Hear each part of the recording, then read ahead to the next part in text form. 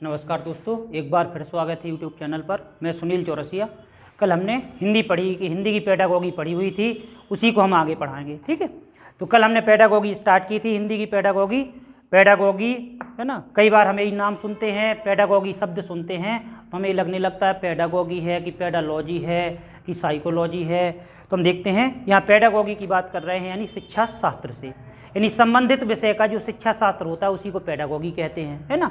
और जब बाल विकास की बात करेंगे या तो साइकोलॉजी है, लेकिन यहाँ पेडागॉगी की बात करें तो चाहे बाल विकास पढ़ें, चाहे हम देखते हैं हिंदी पढ़ें, चाहे हम देखते हैं एनवायरनमेंट पढ़ें, चाहे मैथ पढ़ें, या फिर एनी सब्जेक्ट, कोई भी सब्जेक्ट पढ़ते हैं तो हम देखते हैं कि इसमें जो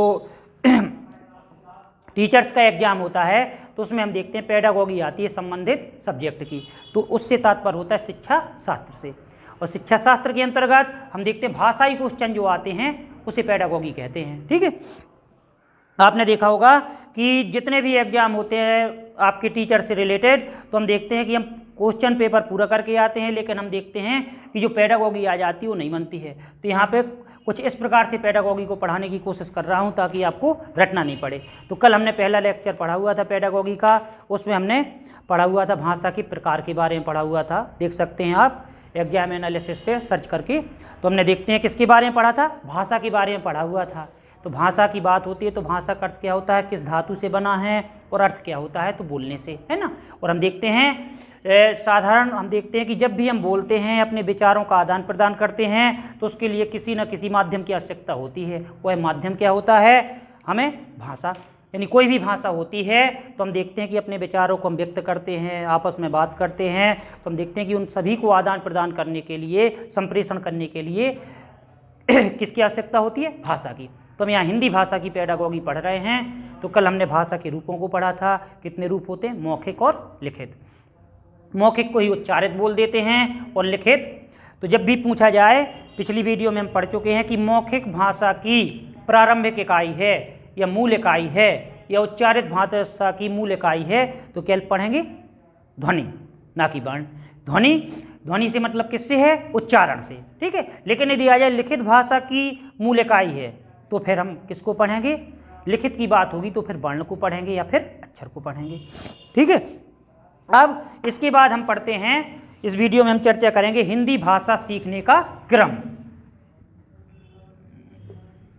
ठीक है, हिंदी भाषा, ठीक है, सीखने का क्रम।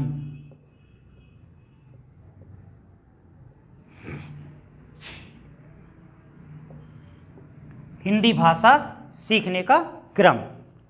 अब देखिए, कोई भी भाषा सीखते हैं तो भाषा को सीखने के लिए हमें किसकी ज़रूरत पड़ती है, ध्वनि संकेतों की। और ध्वनि संकेतों के बारे में हम कल पढ़ चुके हैं कि ध्वनि संकेत क्या होते हैं। कोई भी भाषा होती है तो उससे संबंधित जो ध्वनि संकेत होते हैं उसे बोलते हैं लिपि, है ना। कल हमने इसी से रिलेटेड क्वेश्चन भी कुछ किए हुए थे। तो भाषा सीखने का क्रम पढ़ रहे हैं। तो जब भी हम देखते हैं क्रम की बात करते हैं तो भाषा की सबसे छोटी इकाई क्या होती है, वर्ण, है ना। तो सीखने का क्रम देखें तो कुछ इस प्रकार से लिखेंगे, जैसे वर्ण, है ना। और वर्ण के बाद हम देखते हैं क्या आएगा, शब्द, और शब्द की बात करेंगे तो वाक्य।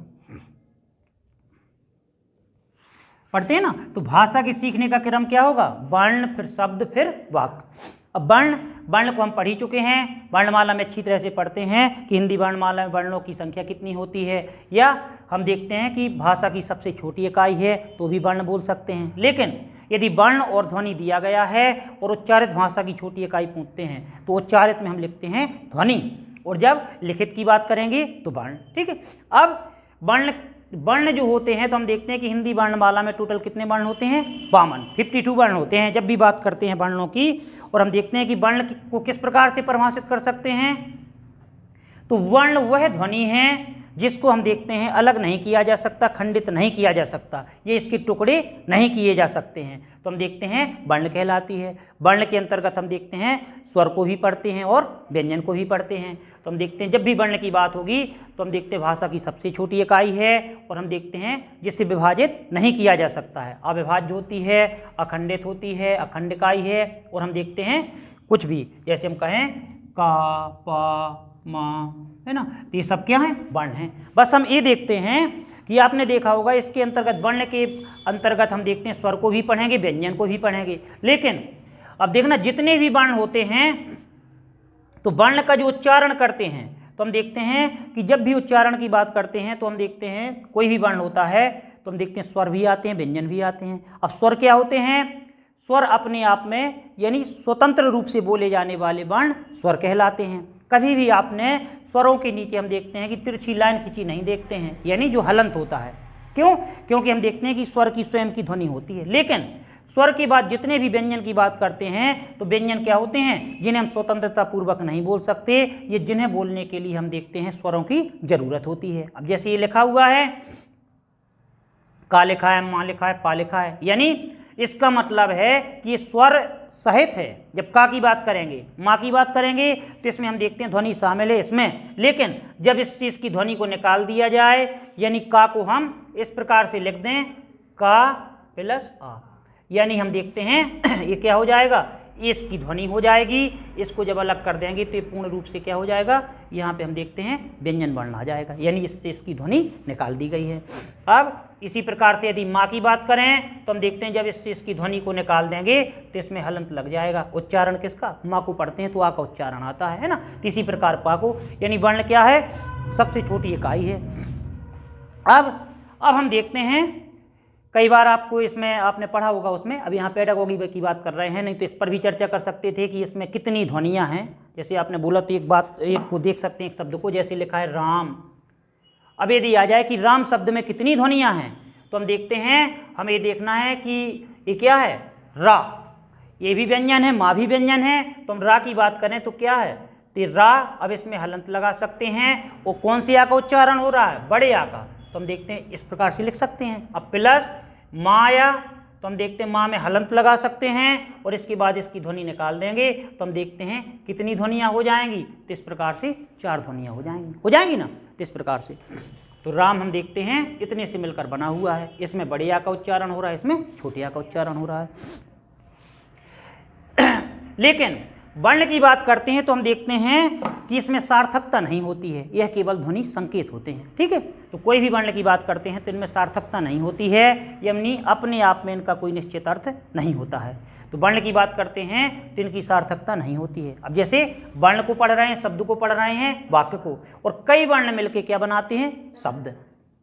अब यदि आ जाए कि भाषा की सबसे छोटी सार्थक इकाई है तो फिर शब्द लिख सकते हैं, ना कि वर्ण। ठीक है, भाषा की सबसे छोटी इकाई है तो वर्ण, लेकिन भाषा की सबसे छोटी सार्थक इकाई है तो वाक्य। और बड़ी को पूछेंगे, भाषा की सबसे छोटी इकाई तो वर्ण और सार्थक इकाई सबसे छोटी तो शब्द, और बड़ी इकाई को पूछेंगे, बड़ी सार्थक इकाई को, तो वाक्य। यानी कई वर्ण मिलकर आपस में शब्द बनाते हैं और हम देखते हैं कई शब्द मिलकर आपस में वाक्य बनाते हैं। अब देखना, शब्द की बात करते हैं तो शब्दों की रचना किससे होती है? वर्णों के संयोग से होती है। जब भी शब्द की बात करेंगे तो शब्द किससे मिलकर बने होते हैं? वर्ण से। ठीक है, तो हम देखते हैं अब शब्द की परिभाषा क्या लिख सकते हैं? क्या लिख सकते हैं शब्द की परिभाषा? एक या अधिक वर्ण मिलकर आपस में शब्द का निर्माण करते हैं। तो जब शब्द की बात होगी तो हम देखते हैं एक या अधिक वर्ण। देखना, कुछ किताबों में आप पढ़ोगे कि 2 या अधिक वर्ण, तो यहाँ देखना कुछ शब्द ऐसे होते हैं कि एक ही वर्ण से मिलकर बने होते हैं। जैसे हम ना की बात करें, वा की बात करें, इस प्रकार से। जैसे ना में हम देखते हैं, बात करते हैं तो ना का अर्थ क्या निकलता है? नहीं। वा का मतलब तो हम देखते हैं कंजक्शन का कार्य करता है, जोड़ने का, संयोजक का कार्य करता है। जैसे हम कहें सुरेश व रमेश परस्पर मित्र हैं, तो वह यहाँ क्या करेगा? जोड़ने का वाक्य करेगा। और यहाँ ना से तात्पर्य किससे है? नहीं से है ना। तो हम देखते हैं, इसीलिए शब्द की परिभाषा में इस प्रकार से भी लिख सकते हैं, एक या अधिक वर्ण मिलकर आपस में शब्द का निर्माण करते हैं, या 2 या अधिक वर्ण मिलकर आपस में शब्द का निर्माण करते हैं। और शब्द क्या है? भाषा की सबसे छोटी सार्थक इकाई। ठीक है, इसको ध्यान देना, जब भी दिया जाए कि भाषा की सबसे छोटी इकाई वर्ण, लेकिन वर्ण में सार्थकता नहीं होती है। और हम देखते हैं शब्द तो भाषा की सबसे छोटी सार्थक इकाई, और हम देखते हैं शब्द किससे मिलकर बना होता है? वर्णों के संयोग से। तो हम देखते हैं सबसे पहले वर्ण की बात होगी और फिर शब्द की बात होगी, यानी कई वर्ण मिलकर या एक या अधिक वर्ण मिलकर क्या बनाएंगे? शब्द। और हम देखते हैं शब्द भी 2 प्रकार के होते हैं, एक सार्थक शब्द होते हैं और एक निरर्थक शब्द होते हैं, है ना। अब जैसे हम सार्थक की बात करें तो जैसे कहें कमल, तो कमल का कोई ना कोई अर्थ होता है, यानी ऐसे शब्द जिनका कोई ना कोई निश्चित अर्थ होता है वो सार्थक कहलाते हैं, और जिनका कोई निश्चित अर्थ नहीं होता है वो निरर्थक कहलाते हैं। जैसे अब कमल को ही लिख दें मलक, तो क्या हो जाएगा? निरर्थक शब्द हो जाएगा, इसका कोई अर्थ नहीं होता है। तो हम देखते हैं शब्द में हम देखते हैं सार्थक शब्द भी आ जाते हैं और निरर्थक शब्द भी आते हैं। ठीक है, अब वाक्य की बात करें तो वाक्य में हम देखते हैं शब्दों के सार्थक समूह को, है ना। जब भी वाक्य की परिभाषा आएगी, देखना कई बार पेडागोगी में पूछ सकते हैं कि वाक्य की परिभाषा है, शब्दों के समूह को वाक्य कहते हैं, शब्दों के सार्थक समूह को वाक्य कहते हैं, दोनों, इनमें से कोई नहीं। तो जहां सब वाक्य की बात होगी तो वाक्य में क्या होती है? सार्थकता। और वाक्य में सार्थकता कौन लाएगा? जब शब्द में सार्थकता होगी।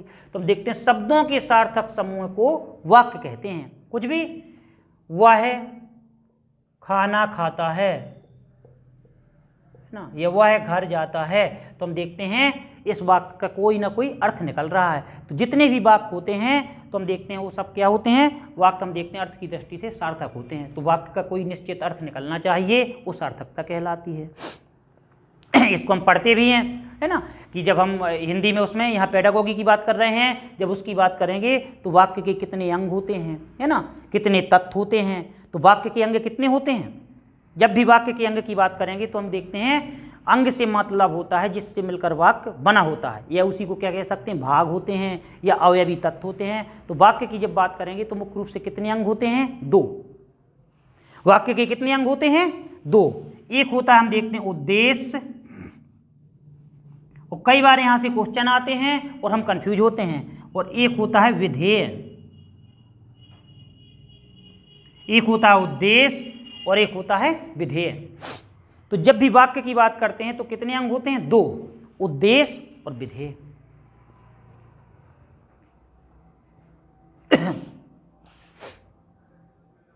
अब देखना, इसमें कई बार हम कंफ्यूज होते हैं। अब कोई भी वाक्य दे देते हैं और पूछ लेते हैं कि उपर्युक्त वाक्य में उद्देश्य क्या है, विधेय क्या है।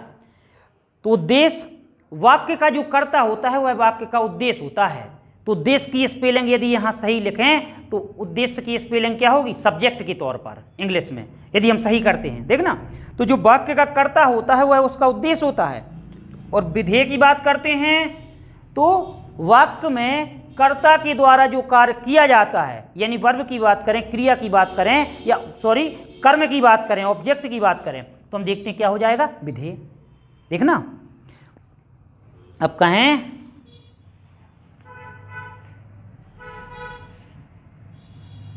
रमेश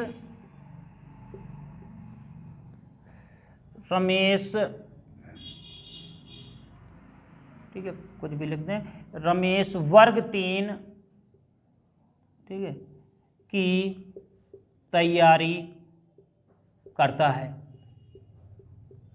ये आपका वाक्य दे दिया जाएगा, ठीक है, कि रमेश वर्ग 3 की तैयारी करता है, संविदा वर्ग 3 की तैयारी करता है। उपर्युक्त वाक्य में उद्देश्य है ए रमेश, बी वर्ग 3 की तैयारी, और सी करना, और डी कोई नहीं।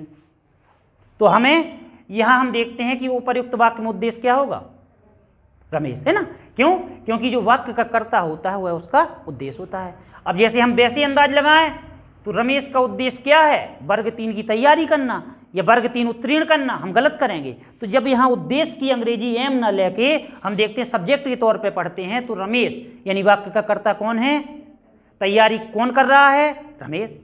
अब उसके द्वारा किसकी तैयारी की जा रही है? वर्ग 3 की। तो वर्ग 3 की तैयारी करना क्या हो जाएगा? विधेय। यानी वाक्य का जो कर्ता होता है वह उसका उद्देश्य होता है, और कर्ता के द्वारा जो किया जाने वाला कार्य होता है, कर्म होता है, वह विधेय होता है। हमेशा ऐसा क्वेश्चन पूछा जाता है और हम रट के जाते हैं, अरे उद्देश्य इतना सरल, वो पीएससी की तैयारी कर रहा है तो पीएससी की तैयारी करना, ये हम देखते हैं सिविल में जाना उसका उद्देश्य है, और ये हो जाएगा विधेय। तो रमेश उद्देश्य होगा, और जिस चीज़ के लिए वो तैयारी कर रहा है तो उसका विधेय हो जाएगा, ठीक है। तो हम देखते हैं वाक्य। तो इस प्रकार से हम देखते हैं जब भी हिंदी भाषा का सीखने का क्रम आता है तो हम देखते हैं सबसे पहले वर्ण लिखेंगे, फिर शब्द लिखेंगे और वाक्य लिखेंगे, है ना। कोशिश रहेगी कि अब यहाँ पे जो आपने इतना भी पढ़ा हुआ है इसमें कोई डाउट नहीं होंगे, चाहे वर्ण की बात करें, चाहे शब्द की बात करें या वाक्य की बात करें। तो ठीक है, जब भी भाषा के सीखने का क्रम होगा तो हम देखते हैं वर्ण, शब्द और वाक्य। अब देखना आपका इसी से रिलेटेड पेडागॉजी में क्वेश्चन पूछते हैं, और पिछली बार हम देखते हैं कि संविदा वर्ग 3 में पूछा गया था आपका क्वेश्चन 2012 में आपका पूछा गया था कि बालक में लेखन प्रक्रिया की शुरुआत होती है। क्वेश्चन क्या था? बालक की लेखन प्रक्रिया की शुरुआत होती है। क्वेश्चन क्या था? ऑप्शन था वर्ण से, बी शब्द से, और सी वाक्य से, और डी था टेढ़ी मेढ़ी लकीरों से। तो हम देखते हैं क्या आ जाएगा इसका आंसर, टेढ़ी मेढ़ी लकीरें। फिर आप सोचो कि सर ने टेढ़ी मेढ़ी लकीरों को पढ़ाया नहीं, तो यहाँ इसकी बात हो रही है इकाई की, लेकिन टेढ़ी मेढ़ी लकीरें कोई इकाई नहीं होती, यूनिट नहीं होती है। तो जब भी यदि आ जाए कि बालक में भाषा की शुरुआत होती है, लेखन प्रक्रिया की शुरुआत होती है, तो टेढ़ी मेढ़ी लकीरों से, है ना। तो इस प्रकार से अब इसी के बाद हम देखते हैं कि जो हिंदी भाषा होती है, तो हिंदी भाषा की पेडागॉजी जो हम पढ़ते हैं, तो हम देखते हैं कि भाषा के विकास की विभिन्न अवस्थाएं होती हैं, उनसे आपका क्वेश्चन आ जाता है। तो हम देखते हैं जितने बार भी हम पढ़ेंगे तो आपको एक शब्द जरूर आएगा मेमोरी में कि भाषा भाषा भाषा। तो जब भी भाषा आता है तो हमें ये देखना है भाषा क्या है, विचार विनिमय का माध्यम या संप्रेषण का माध्यम। अब हम हेडिंग डाल सकते हैं भाषा के विकास की विभिन्न अवस्थाएं। यहां से आपके क्वेश्चन आते हैं, ठीक है। भाषा के विकास की विभिन्न अवस्थाएं, भाषा के विकास की विभिन्न अवस्थाएं।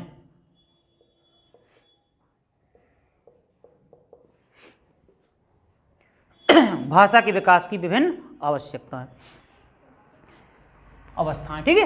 तो देखिए कोई भी बालक होता है तो हम देखते हैं कि उसका जो पालन पोषण होता है, जैसे जैसे वह बड़ा होता है तो हम देखते हैं कि वह विकास की किन अवस्थाओं से गुजरता है ना।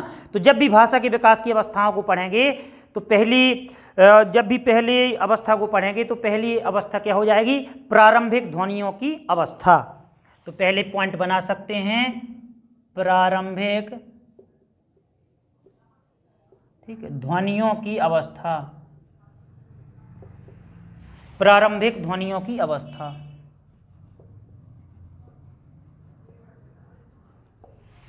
प्रारंभिक ध्वनियों की अवस्था, ये भाषा विकास की कौन सी अवस्था है, प्रारंभिक ध्वनियों की अवस्था, ये पहली अवस्था हो जाएगी। अब देखना कोई भी बालक होता है, यदि आ जाए कि बालक की भाषा का जो श्री गणेश होता है, श्री गणेश होता है या प्रारंभ होता है, तो किससे होता है, बालक की भाषा का श्री गणेश होता है। तो सबसे पहले हम देखते हैं जैसे ही बालक जन्म लेता है तो बालक जन्म लेते ही क्या करता है, रुदन, रुदन या इसी को हम बोल देते हैं क्रंदन, होता है ना रुदन, उसी को क्रंदन। यदि अंग्रेजी की बात करें तो इसको बोल देते हैं क्राइंग, रुदन या क्रंदन। अब आपने देखा होगा क्वेश्चन क्या पूछा गया है, बालक की भाषा की या प्रारंभिक बालक की भाषा की शुरुआत होती है, तो भाषा से मतलब किससे, बोलने से।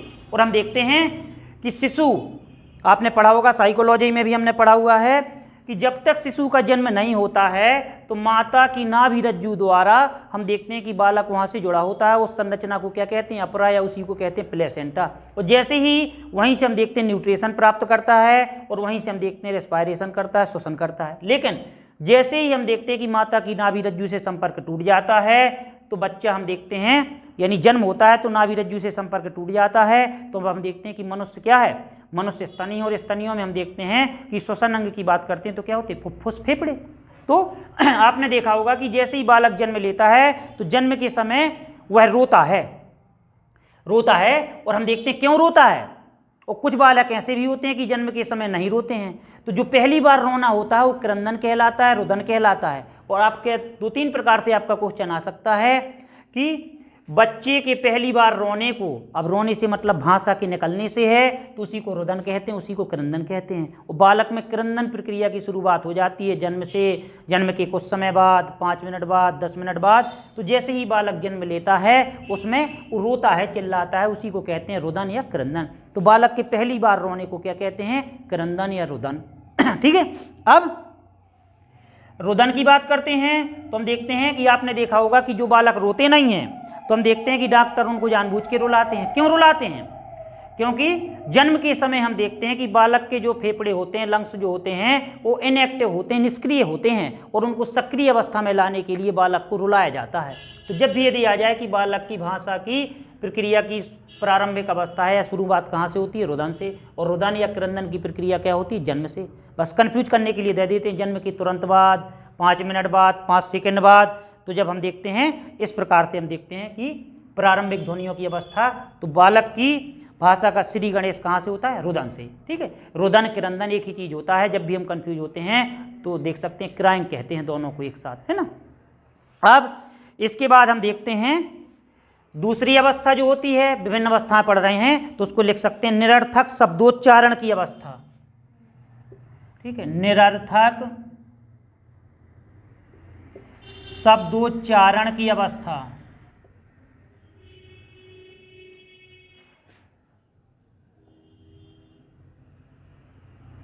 ठीक है, निरर्थक शब्दोच्चारण की अवस्था।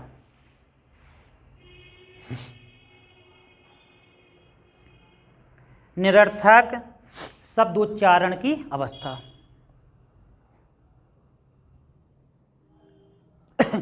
ठीक है, अब निरर्थक से मतलब जिनका कोई निश्चित अर्थ नहीं होता है। अब आपने देखा होगा कि जब बालक प्रारंभ में तो रोता है, चिल्लाता है ना। अब उसके द्वारा रोकर चिल्लाकर अपनी भूख प्यास को भी व्यक्त कर सकता है। ठीक है, अब इसके बाद जब बालक हम देखते हैं कि लगभग 4 या 5 माह का हो जाता है, बालक 4 या 5 माह का हो जाता है, तो हम देखते हैं वो अस्पष्ट आवाजें निकालने लगता है। जैसे हम देखते हैं कि बालक को कि कहीं पे उल्टा लेटा हुआ है या बैठा हुआ है, और हम देखते हैं तो मुंह में उंगली दिए पापा पापा पापा पापा बाबा बाबा बाबा, है ना, मामा मामा, इस प्रकार से। तो ये सब क्या कहलाती है? निरर्थक शब्दोच्चारण।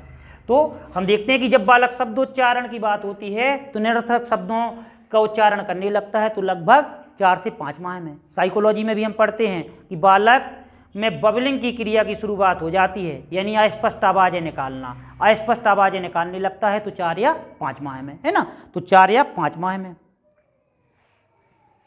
ठीक है, अब इसके बाद होती है भाषा बोध की अवस्था। तीसरी अवस्था जो होती है भाषा बोध की अवस्था। भाषा बोध की अवस्था।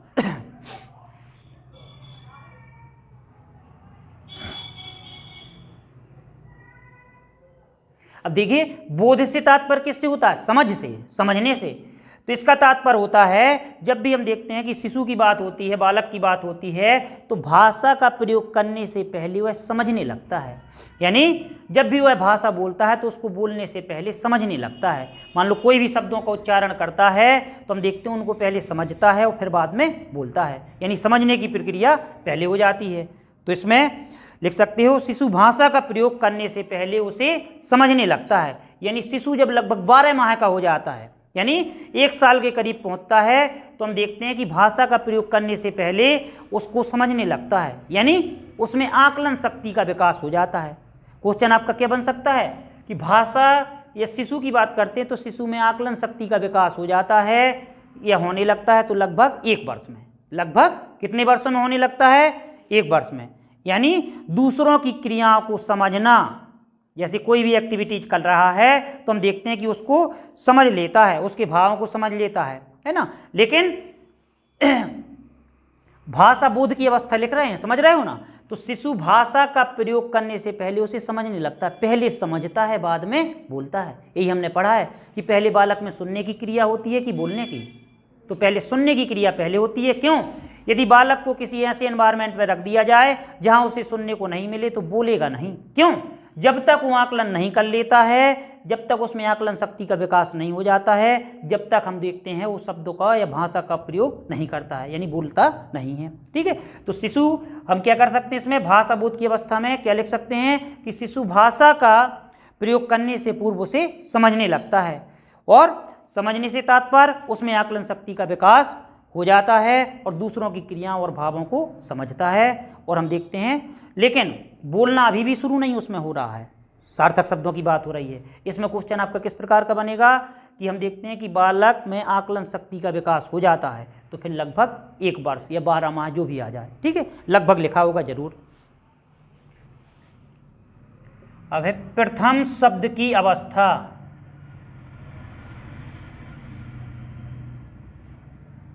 यहां से आप देखोगे यूपी टेट की बात करें, सी टेट की बात करें, आपके क्वेश्चन बनते प्रथम शब्द की अवस्था।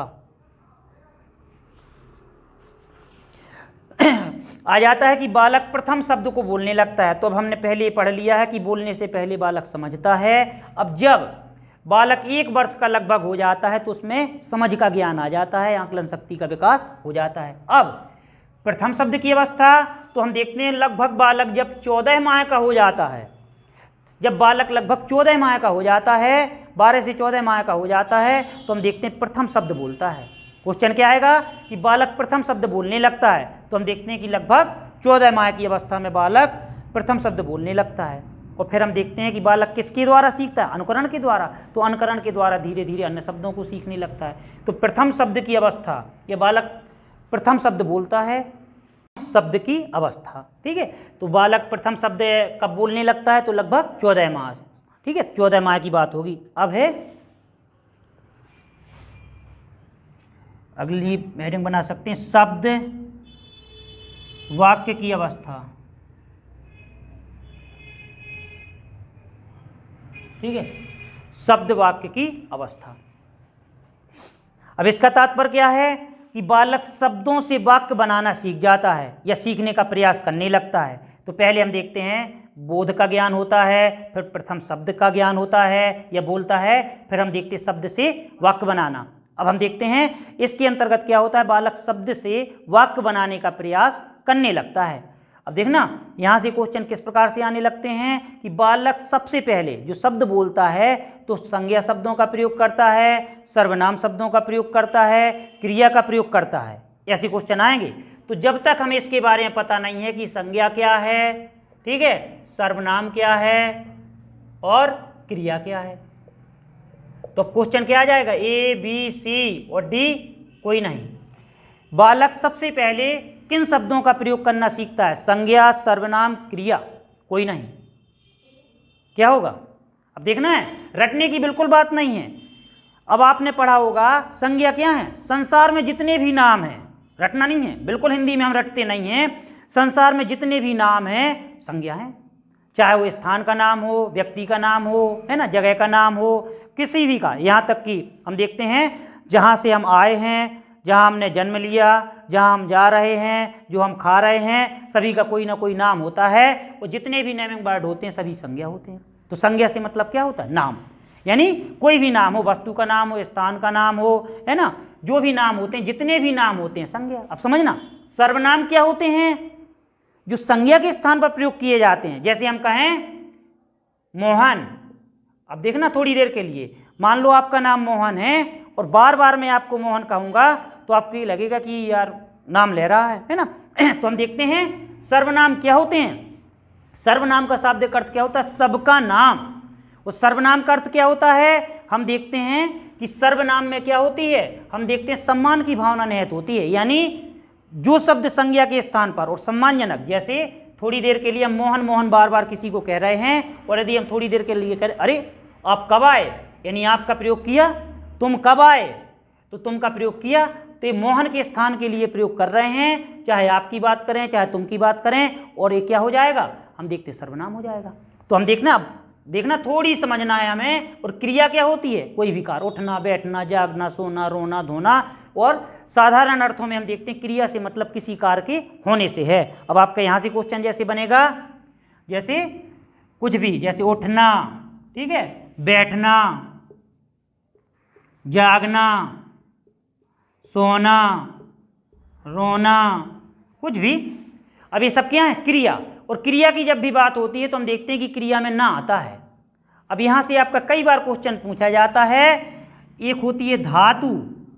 अब क्रिया का मूल रूप क्या होता है? धातु। और हम देखते हैं धातु में जब ना लगा देते हैं तो क्या बन जाती है? क्रिया।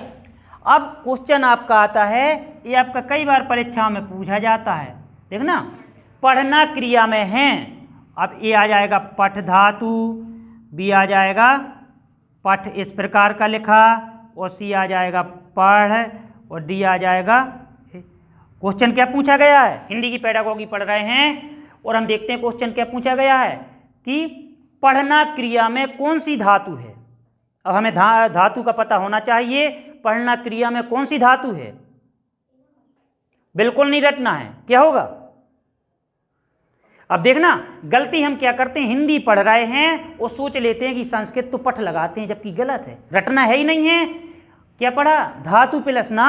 तो जितने भी हमने शब्द लिखे और सभी में ना को हटा दें, तो सभी में ना को हटा दें तो ये क्या हो जाएगी?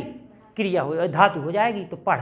अब हम ये देखें कि ये सही है कि ये, तो पढ़ लिखा कैसे सही जाता है? इसको पढ़ पढ़ेंगे और इसको पढ़ पढ़ेंगे, यानी ये वाला सही है। और ऐसी माइनर गलती हम करते हैं, ये आपकी पेडागोगी है। आप कुछ भी, सोना क्रिया में कौन सी धातु है? तो ना हटा दो, है ना। जागना क्रिया में कौन सी धातु है? ना हटा दो। रटा नहीं जाता है। जब भी आपकी क्रिया पूछी जाएगी तो उसमें ना होगा और ना को हटा देंगे तो क्रिया का मूल रूप धातु कहलाता है। ठीक है। अब सोचना, शब्द वाक्य की अवस्था की बात हो रही थी, तो बालक हम देखते हैं कि इस अवस्था के अंतर्गत सबसे पहले किसको बोलता है? संज्ञा सर्वनाम, संज्ञा शब्दों का प्रयोग करता है, सर्वनाम का प्रयोग करता है, क्रिया का। यदि आपने थोड़ा भी समझा होगा तो इसको तुरंत बता पाओगे। तो बालक सबसे पहले किन शब्दों का प्रयोग करता है? बताइए। संज्ञा। कोई भी बालक है तो पहले यही कहेगा ना, नाम लेगा। भाई मम्मी पापा भी कहेगा तो नाम लेगा ना। सोहन, मोहन, ये कहेगा तुम, आप। तुम आप नहीं बालक सीखता है। पहले हम देखते हैं कि पहले नाम सीखता है और फिर बाद में हम देखते हैं नाम के स्थान पर प्रयोग किए जाने वाले शब्द। बालक ये कहेगा आप, है ना, कहेगा, ये नहीं कहेगा ना। लेकिन बालक ये कहेगा, नाम लेगा आपका, दीदी, बुआ, फूफा, जो भी कहे, है ना, या नाम ले। तो हम देखते हैं जितने भी नाम होते हैं सब क्या होते हैं? संज्ञा होते हैं। तो सबसे पहले हम देखते हैं बालक किन शब्दों का प्रयोग करता है? संज्ञा। और फिर इसके बाद में हम देखते हैं सर्वनाम शब्दों का प्रयोग करता है। ठीक है। तो यदि क्वेश्चन आ जाए शब्द वाक्य की अवस्था जो होती है, तो बालक पहले किन शब्दों का प्रयोग करता है? संज्ञा। और संज्ञा से मतलब जितने भी नाम होते हैं, है ना। जैसे कई बार आपका यूपी टेट में यदि पेपर देखते हो तो पूछा गया है, अब ज़्यादा गहराई में नहीं जाना चाहते, बुढ़ापा आ जाता है, कौन सी संज्ञा है? ये आपका 2-3 बार पूछा गया है। व्यक्तिवाचक संज्ञा, भाववाचक संज्ञा, जातिवाचक। 3 ऑप्शन है आपके पास, व्यक्तिवाचक संज्ञा, जातिवाचक संज्ञा, भाववाचक संज्ञा। क्या होगा?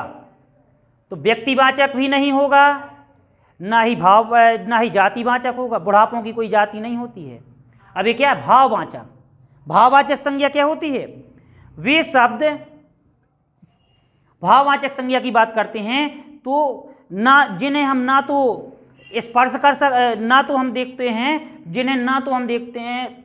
और अच्छी तरह से यदि एक्सप्लेन करें तो क्या होगा? जब भी जाति भाववाचक की बात करेंगे तो हम देखते हैं अपने आप में स्थूल वस्तु में ये किसी न किसी स्थूल वस्तु में निहित होते हैं, अपने आप में पूर्ण नहीं होते हैं, किसी बड़ी वस्तु में निहित होते हैं और उनसे अलग करके इनको उच्चारित नहीं किया जा सकता। जैसे बुढ़ापा, तो बुढ़ापा हम देखते हैं भाववाचक संज्ञा है और हम देखते हैं इसको ना तो देख सकते हैं ना छू सकते हैं, केवल हम देखते हैं भाव होते हैं और इसको महसूस कर सकते हैं। जैसे कहें बुढ़ापा, तो ना तो हम देख सकते हैं ना छू सकते हैं। अब आप कहें कि बूढ़े व्यक्ति को देखते हैं तो उसके बुढ़ापे को नहीं देख रहे हो, लेकिन बूढ़े व्यक्ति में जो अवस्था है, जितनी भी अवस्थाएं होती हैं वो आपकी क्या होती हैं? भाववाचक।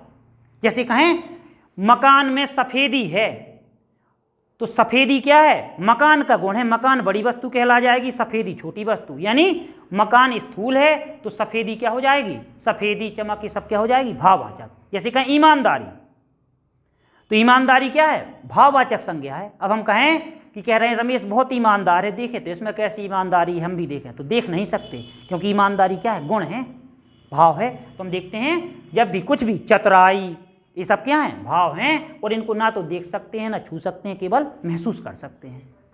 ये किसी बड़ी वस्तु में निहित होती हैं और उनसे अलग करके इनका अध्ययन नहीं कर सकते। जैसे कहें सफेदी, तो सफेदी अपने आप में पूरा शब्द नहीं है। जब सफेदी की बात होगी तो पक्का है कि किसी वस्तु की बात होगी कि किसी वस्तु में निहित है। बुढ़ापा है, अपने आप में पूर्ण नहीं है। ईमानदारी है तो किसी न किसी व्यक्ति की बात हो रही है, उससे जुड़ा होगा। तो हम देखते हैं अपने आप में पूर्ण नहीं होते हैं और ना ही इनको अलग किया जा सकता है, किसी बड़ी वस्तु में विद्यमान होते हैं। ठीक है। अब तो यहाँ पे जब भी क्वेश्चन आएगा तो बालक सबसे पहले संज्ञा शब्दों का प्रयोग करता है और बाद में हम देखते हैं सर्वनाम और क्रिया का। क्लियर। अब अगली हेडिंग बनती है इसमें अगला पॉइंट लिख सकते हैं, विशिष्ट शब्दावली की अवस्था। ठीक है, विशिष्ट शब्दावली की अवस्था, विशिष्ट शब्दावली की अवस्था, विशिष्ट शब्दावली की अवस्था, विशिष्ट शब्दावली की अवस्था। अब देखिए विशिष्ट शब्दावली से तात्पर्य क्या है, तो हम देखते हैं कि जब बालक लगभग 3 वर्ष का हो जाता है, जब बालक की बात करते हैं लगभग 3 वर्ष का हो जाता है, तो हम देखते हैं कि वो आदर सूचक शब्द बोलने लगता है ना, जैसे आइए, बैठिए, है ना, खाइए, है ना, तो ये क्या है, आदर सूचक शब्द। तो हम देखते हैं बालक आदर सूचक शब्दों का प्रयोग करने लगता है, तो हम देखते हैं लगभग 3 वर्ष में। तो लिख सकते हैं इसमें कि जब बालक लगभग 3 वर्ष का हो जाता है तब उसमें विशिष्ट शब्दावली का विकास होने लगता है। तो विशिष्ट शब्दावली से तात्पर्य किससे होता है, आदर सूचक शब्दों से।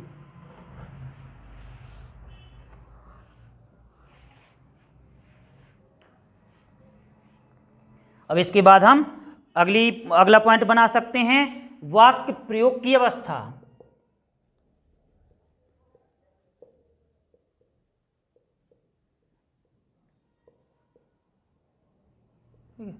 वाक्य प्रयोग की अवस्था, थोड़ी इसको और देख लें पहले। विशिष्ट शब्दावली की अवस्था है, तुमने क्या लिखा, आइए, बैठिए, इस प्रकार के आदर सूचक शब्द होते हैं। अब देखना, अब आप पढ़ते हो जो आदर सूचक शब्द होते हैं तो उसमें एक वचन का प्रयोग किया जाता है कि बहुवचन का, जैसे समझना थोड़ी देर के लिए बात को। आदर सूचक शब्द जो होते हैं तो एक वचन में होते हैं या बहुवचन के रूप में होते हैं। जितने भी सम्मानजनक शब्द होते हैं तो उनका इस्तेमाल हमेशा बहुवचन में होता है, जैसे, है ना, जैसे कहें पापा आ गओ, ये क्या आदर सूचक शब्द नहीं, लेकिन पापा आ गए या पिताजी आ गए, ठीक है, ये आदर सूचक, यानी गया ये आदर सूचक नहीं है, लेकिन गए क्या है, आदर सूचक शब्द है, होगा ना। आप बैठो ये आदर सूचक शब्द नहीं है, लेकिन बैठिए ये आदर सूचक शब्द है। तो हम देखते हैं आदर सूचक जो शब्द होते हैं वो हमेशा बहुवचन में होते हैं, है ना। तो यदि क्वेश्चन यदि आपका आ सकता है कि आदर सूचक शब्दों का प्रयोग होता है हमेशा से एक वचन के रूप में, बहुवचन के रूप में, तो बहुवचन के रूप में प्रयोग किए जाते हैं। तो इसीलिए आपने, यदि हम सही बोलेंगे तो पिताजी आ गए, है ना, तो गए क्या है, गया का बहुवचन हो जाएगा। तो हमेशा बहुवचन शब्दों का प्रयोग किया जाता है आदर सूचक शब्दों में, ठीक है। तो अब आता है वाक्य प्रयोग की अवस्था, वाक्य प्रयोग की अवस्था। तो अभी हमने शब्द को पढ़ा, वर्ण को पढ़ा, और हम देखते हैं इसको पढ़ा विशिष्ट शब्दावली को। अब वाक्य प्रयोग की अवस्था, तो हम देखते हैं बालक वाक्य, छोटे छोटे वाक्यों को बनाने तो सीखने लगता है, लेकिन जब यदि आ जाएगा कि बालक कितने वर्षों में, हम देखते हैं बालक पूरे वाक्य बोलने लगता है ना, तो हम देखते हैं लगभग 4 वर्ष। तो बालक जब लगभग 4 वर्ष का हो जाता है तो हम देखते हैं कि वह पूरे वाक्य बोलने लगता है। बालक जब 4 वर्ष का हो जाता है तो हम देखते हैं वाक्य बोलने लगता है। अब देखिए ऑप्शन के ऊपर है, लेकिन यदि सरल वाक्यों की बात करें, अब सरल वाक्य की बात क्या होते हैं कि आइए, बैठिए, है ना, इस सरल वाक्य होते हैं। तो इनको तो हम देखते हैं कि बालक 2 वर्ष में ही बोलने लगता है, लेकिन जब बालक पूरे वाक्यों को अच्छी तरह से बोलने लगता है तो फिर 4 वर्ष की बात करेंगे, है ना, ऑप्शन के ऊपर है। तो 4 वर्ष की अवस्था में बालक पूरे वाक्य बोलने लगता है, ठीक है। अब पॉइंट लिख सकते हैं अगला, शब्द भंडार का विकास। अगला पॉइंट डाल सकते हैं, शब्द भंडार का विकास। शब्द भंडार का विकास, तो देखिए मैंने साइकोलॉजी में भी शब्द भंडार का विकास पढ़ाया था, यहाँ पे थोड़ी चर्चा कर ले रहे हैं हमने विस्तार से। जो हम वीडियो डाला था साइकोलॉजी का तो उसमें हमने बाल्यावस्था में पढ़ा था। तो शब्द भंडार की बात करते हैं तो देखिए कई बार आपका यूपी टेट में, सी टेट में क्वेश्चन पूछने लगते हैं। तो जब बालक लगभग 1.5 वर्ष का हो जाता है तो हम देखते हैं 1.5 वर्ष की अवधि में वो कितने शब्द बोलने लगता है, 10 शब्द। और 2 वर्ष की बात करते हैं तो 2 वर्ष में हम देखते हैं बालक कितने शब्द बोलने लगता है, 272। जब बालक 2.5 वर्ष का होता है तो हम देखते हैं कितने शब्द बोलने लगता है, 450। जब बालक 3 वर्ष का होता है तो हम देखते हैं कितने शब्द बोलने लगता है, 1000। जब बालक 3.5 वर्ष का हो जाता है तो हम देखते हैं कितने शब्द बोलने लगता है, 1250। जब बालक 4 वर्ष का हो जाता है तो कितने शब्द बोलने लगता है, तो हम देखते हैं 1600। जब बालक 4.5 वर्ष का होता है तो तो हम देखते हैं कितने शब्द बोलने लगता है, 1900 शब्द। जब बालक 5 वर्ष का हो जाता है तो हम देखते हैं कितने शब्द बोलने लगता है, 2100 शब्द बस। लेकिन शब्द भंडार की बात करते हैं तो शब्द भंडार लड़कियों का अधिक होता है लड़कों की तुलना में। यानी साइकोलॉजी कहती है, शिक्षा शास्त्र कहता है कि लड़कियां बातूनी होती हैं लड़कों की तुलना में, इसीलिए शब्द भंडार जब बात होगी तो लड़कियों का अधिक होता है, लड़कियों का अधिक होता है। ठीक है, तो आपका यूपी टेट में जो पूछा गया क्वेश्चन, तो कई बार ऐसा पूछ लेते हैं कि बालक 2 वर्ष में लगभग कितने शब्द बोलने लगता है, तो ऑप्शन के ऊपर है। अब यूपी टेट में वो ऑप्शन क्या दिए हैं, 10, 20, 50, 100, तो हम वैसे में ऑप्शन के ऊपर 100 लगाएंगे, क्योंकि यहाँ हमने कितने पढ़े हैं, 272। ठीक है, तो ऑप्शन के ऊपर कुछ क्वेश्चन निर्भर करते हैं, उसमें था ही नहीं, 100 दिया है मैक्सिमम, तो मैक्सिमम को उसमें देखते हैं तो कितने दिए थे, 272। तो इसमें 272 तक ये शब्द हो जाते हैं इसमें।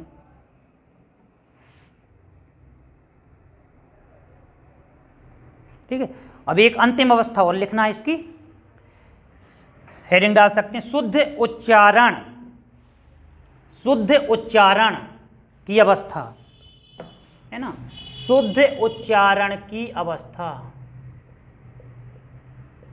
ठीक है, शुद्ध उच्चारण की अवस्था, शुद्ध उच्चारण की अवस्था।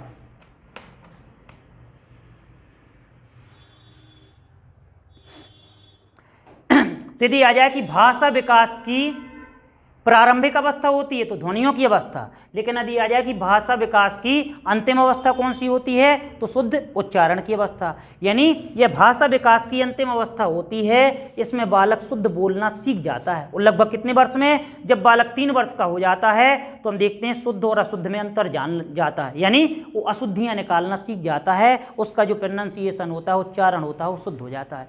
तो दोस्तों आज हमने ये पढ़ा, भाषा के सीखने का क्रम पढ़ा आज की वीडियो में, और हम देखते हैं कि भाषा के विकास से संबंधित अवस्थाओं को पढ़ा था।